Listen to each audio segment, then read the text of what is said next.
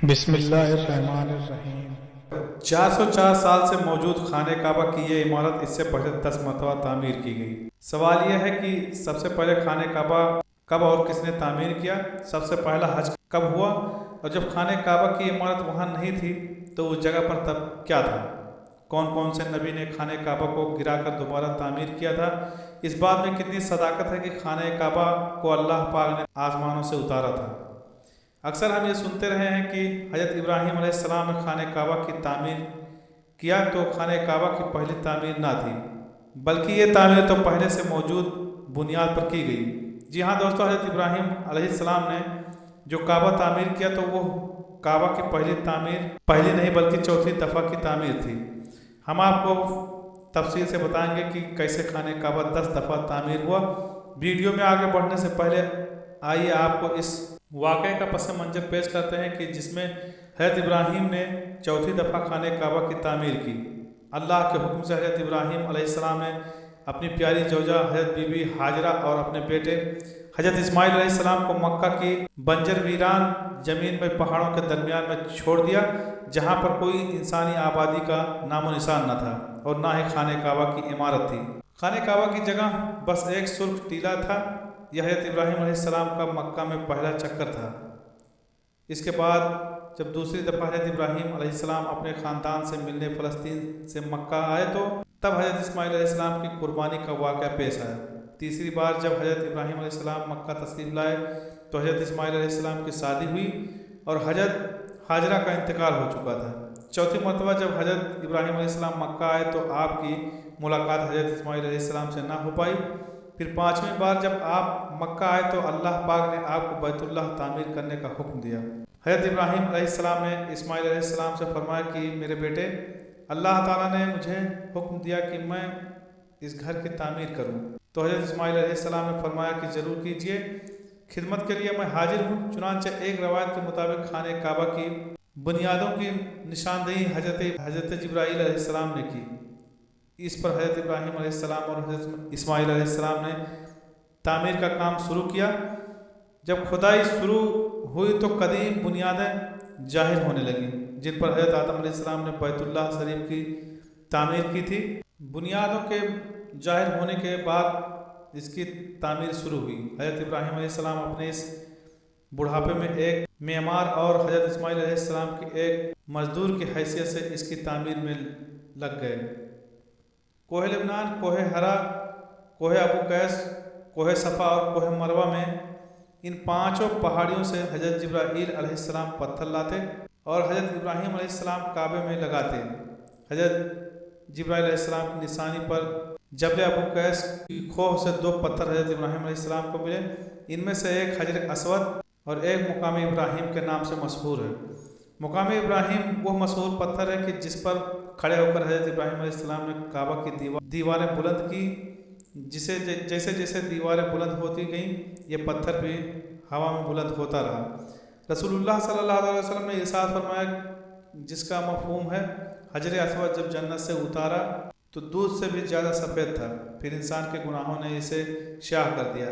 ایک اور حدیث میں نبی کریم صلی اللہ علیہ وسلم نے فرمایا حجر اسود اور مقام ابراہیم جنت کے یاقوتوں میں سے 2 یاقوت ہیں۔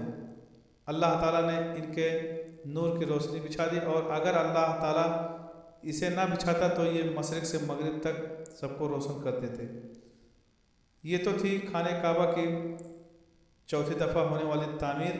آئیے اب آپ کو پوری تاریخ تعمیر کعبہ بتاتے ہیں کہ کب اور کس نے اس کی تعمیر کی۔ پہلی تعمیر حضرت آدم علیہ السلام کی تخلیق سے 2000 سال قبل سب سے پہلے خانہ کعبہ فرشتوں نے تعمیر کیا۔ تفسیر قرطبی میں لکھا ہے کہ جب اللہ پاک سے فرشتوں نے کہا کہ انسان تو تخلیق کے بعد زمین پر فساد برپا کرے گا اور بہت خون ریزی ہوگی، جس پر اللہ پاک نے کہا کہ جو کچھ میں جانتا ہوں وہ تم نہیں جانتے۔ فرشتے یہ گمان کرنے لگے کہ اللہ پاک ہم سے ناراض ہو گیا۔ وہ طواف کرنے لگے اور اللہ پاک کی تسبیح بیان کرنے لگے تو اللہ تعالیٰ نے ان پر رحمت نازل فرمائی اور عرش کے نیچے حسن و جمال میں بے مثال گھر جبر و جد کے 4 ستونوں پر قائم فرمایا اور یہ گھر بیت المعمور کے نام سے متعارف ہوا۔ सूरह तूर की आयत नंबर 49 में अल्लाह पाक ने बैतुल मामूर का जिक्र फरमाया है। बैतुल मामूर 7वें आसमान में अर्श के सामने काबा शरीफ के बिल्कुल ऊपर है। आसमानों में इसकी हुर्मत ऐसे ही है जैसे ज़मीन पर काबा मौजूमा की हुर्मत है।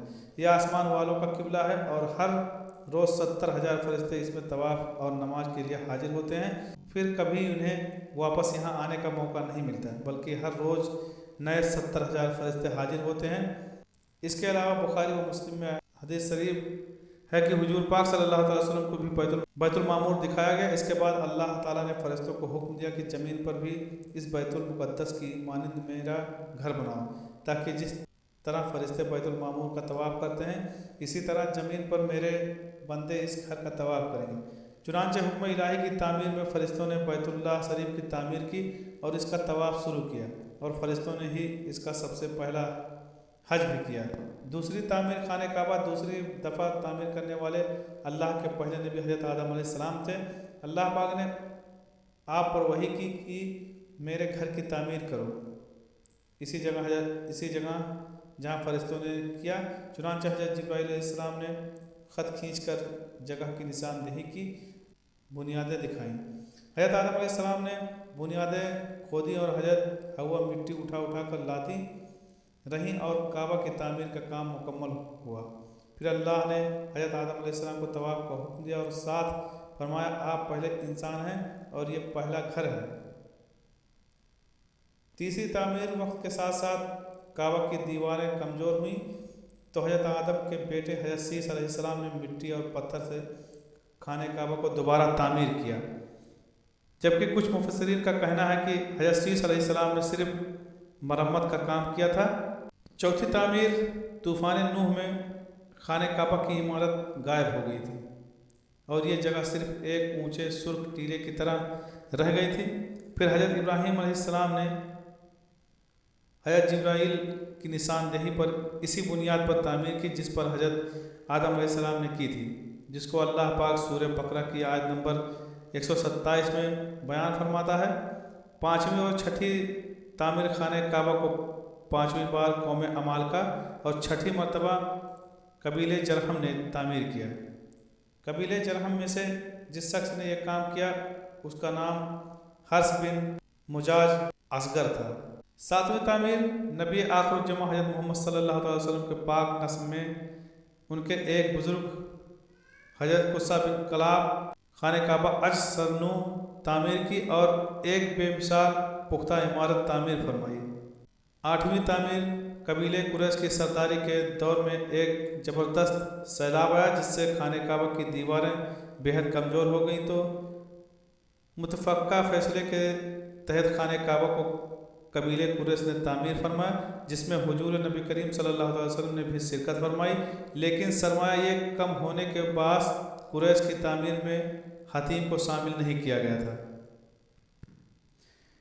नवीं तामीर यजीदी फ़ौज की संग बारी से जब खाने काबा की दीवारें शकिस्ता हो गईं, तो हज़रत अब्दुल्लाह बिन जुबैर ने हतीम जो कि कुरैश की तामीर में शामिल न किया गया था उसको शामिल करके बुनियाद इब्राहिमी पर नए सिरे से तामीर किया। और 10वीं तामीर मुतलिब बिन मरवान के नायब हुज्जाज बिन यूसुफ जो कि एक जालिम हुक्मरान था ने 74 हिजरी में फिर से खाने काबा को कुरैशी वालों तामीर के मुताबिक बना दिया। फिर जब खलीफा हारून मसनद पर बैठा तो उसने खाने काबा को मुनहदम करने का फैसला किया और अब्दुल्लाह बिन जुबैर की तामीर के मुताबिक तामीर करना चाहता था, लेकिन इमाम अबू यूसुफ ने यह कहकर उसे रोक दिया कि अगर यही तरीका रहा तो फिर हर आने वाला हुक्मरान इन अपनी शोहरत के लिए खाने काबा को गिराकर तामीर करता रहेगा और लोगों के दिलों से इस घर की अजमत कम हो जाएगी। फिर 1040 हिजरी में सल्तनत उस्मानिया के सुल्तान मुराद बिन अहमद खान शाह कुस्तुनतुनिया ने हजर अस्वद वाले रुकन के अलावा सारी इमारत को बुनियाद हुज्जाज के मुवाफिक तामीर किया। इस तामीर का काम 6 माह में मुकम्मल हुआ। उसने खाने काबा के अंदर संगमरमर का फर्श बिछा दिया और अंदर निहायत नफीस मखमली छत गीली लगाई और पहाड़ की दीवारें संखारा से चूने में चुनी निहायत नफीस रेशमी स्याह पर्दा खाने काबा पर डाला, जिस पर कलमे तैयबा लिखा हुआ था और सुनहरे हाशिए पर सुल्तान का नाम लिखा हुआ था। उस्मानी सुल्तान की तामीर के बाद शाह फहद बिन अब्दुल अजीज ने सन 1417 को बैतुल्लाह शरीफ की तजदीद का काम किया। खाने काबा की मौजूदा इमारत कमोबेश 404 साल की है, क्योंकि ये इमारत 1040 हिजरी में बनी और अब 1444 हिजरी है। आमीन या रब्बुल आलमीन।